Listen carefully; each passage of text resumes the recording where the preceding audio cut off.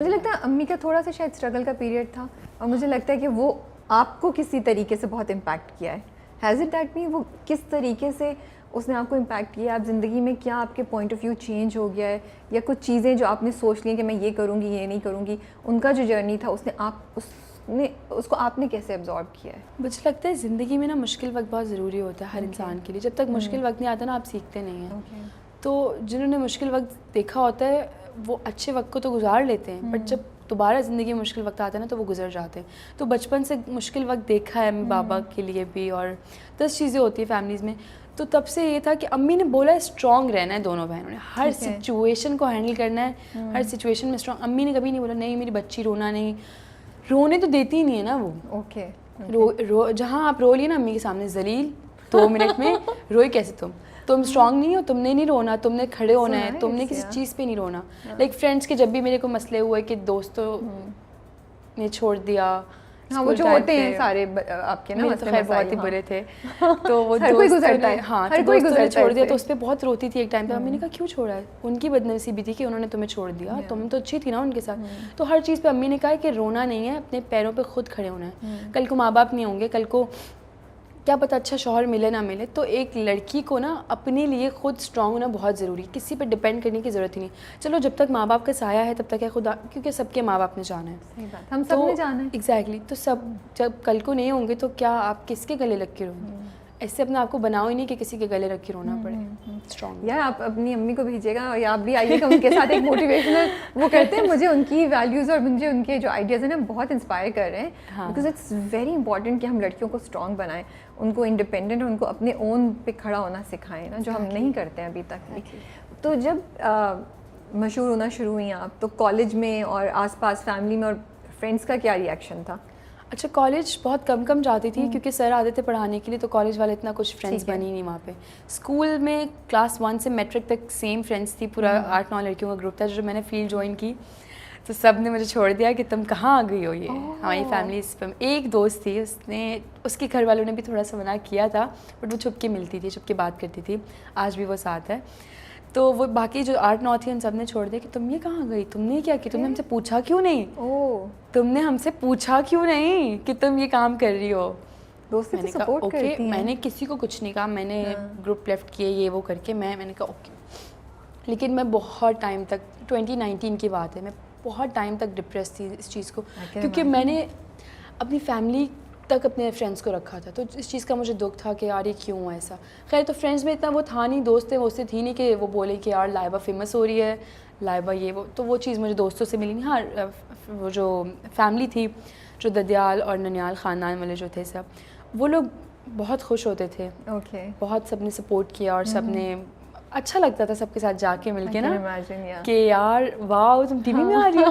کیونکہ کوئی بھی زندگی میں کبھی آیا نہیں نا ٹی وی میں. نہ خاندان میں کسی کی کوئی سوچ تھی کہ یار اس کو ایکٹر بنا دو، اس کو ماڈل. کسی کی سوچ. میری امی کو شوق تھا ہمیشہ سے نا اپنے لیے کہ مجھے ایکٹر بننا ہے. تو پھر چھوٹی ایمان جو ہے اس کو تو بچپن سے ہی تھا، وہ وگس شگس لگا کے دوپٹے ساڑیاں پہن کے شیشے میں کھڑے ہو کے کر رہی ہوتی تھی. تو امی نے کہا اس کو تو میں بناؤں گی ایکٹر. تو ایک ایمان کے اندر وہ چیز تھی جو ایمان نے مجھے ایکٹنگ سکھائی، مجھے نہیں آتی تھی ایکٹنگ. ہاں میں سن رہی تھی آپ کی بات، اس سے بھی مجھے بڑا. بٹ میں اتنی حیران ہوئی ہوں لائبہ آپ کی بات سن کے. میرا نہیں خیال تھا کہ آج کے زمانے میں اس طرح ہوتا ہوگا کہ کوئی آپ کو چھوڑ دے جسٹ بیکاز کہ آپ نے ایک خاص فیلڈ کو جوائن کر لیا، وہ بھی دوستی میں. تو یہ آئی ایم شیور آپ کے لیے بہت مشکل ٹائم ہوگا اس وقت. تو ان میں سے کسی نے پھر دوبارہ بھی نہیں کانٹیکٹ کیا؟ اب کرتی ہیں؟ میں نہیں کرتی. سنیے وہ میتھس والے ٹیچر تھے، انگلش والے ٹیچر، جو آپ جن سے آپ کو بہت جن کو آپ سے بہت چڑ تھی اور بلا وجہ وہ آپ کو بلاتے تھے، تنگ نہیں کرتے تھے، مطلب بلا وجہ پوائنٹ آؤٹ کرتے تھے. پھر جب لائبہ جاتی تھی بورڈ پہ تو لائبہ ایسے سوال حل کر لیتی تھی. بتائیں وہ کس طرح سنائیں، اور بتائیں ان کا کبھی میسج آیا، ان سے کبھی ملاقات ہوئی؟ نہیں، ٹیچرز نے نہیں کیا میسج. اچھا پتہ ہوا کیا، کلاس 9 کے پریلیمز میں میں فیل ہو گئی تھی. میتھس میں؟ نہیں ٹوٹل میتھس تھا نہیں 9th میں. تو میں ایک میں پاس ہوئی، انگلش میں، انگلش تھا وہ، تو اس میں پاس ہو گئی. باقی سب فیل. لائبہ خان فیل ہو گئی بھائی، امی سے پڑے تھپڑ. میں نے کہا اچھا اوکے کوئی بات نہیں، 1 مہینے بعد ایگزامز ہیں. میں نے تو آپ یقین کریں میں نے پوری بکس یاد کر لی. میں نے سارے سبجیکٹس یاد کر لیے، اور پورے سال جو بچی فیل رہی ہے اور جب وہ رزلٹ آیا میٹرک کا 9 کا تو سب نے کہا اس نے تو پیسے دے کے پاس کروائے, اس کی تو 86 آئی کیسے, 87 اس کی آئی کیسے ہے. نہیں کوئی تو سین ہے. اچھا پتہ چل جائے گا. میٹرک چل رہا تھا ان دنوں, تو ٹیچرز اٹھا کے بورڈ پہ بلا لیتی ہیں, چلو سالو کر کے دکھاؤ, چلو اس کا آنسر بتاؤ, چلو یہ ڈائیگرام بناؤ. میں کری. اچھا میں نے چھپ کے نا کوچنگ بھی لیا میٹرک میں نا, تو وہ پڑھ کے آتی تھی صبح ایک دن پہلے اور آ کے میں تو, کیونکہ مجھے اسکول کی ٹیچرس نے بہت اچھا پڑھایا, آئی لو یو آل, لیکن میرا دھیان اسکول میں نہیں ہوتا تھا کیونکہ میں سب سے اینڈ میں بیٹھتی تھی, سب کو تنگ کرتی تھی. تو پڑھائی تو کلاس میں نہیں, کوچنگ میں ہوتی تھی. تو وہ ہوتا یہ تھا کہ مس کو اس لیے غصہ آتا تھا, ایک تو ہمارے اسکول میں اسکارفس پہنتے تھے, تو میں ہر وقت اپنا اسکارف کھول کے بیٹھی رہتی تھی, اور میری آنکھوں میں کاجل ہوتا تھا. کاجل تو مست تھا اسکول میں لگا کے جانا, اور ان سے چڑھتی تھی فیشن کر کے کیوں آتی ہے, میک اپ کر کے کیوں آتی ہے.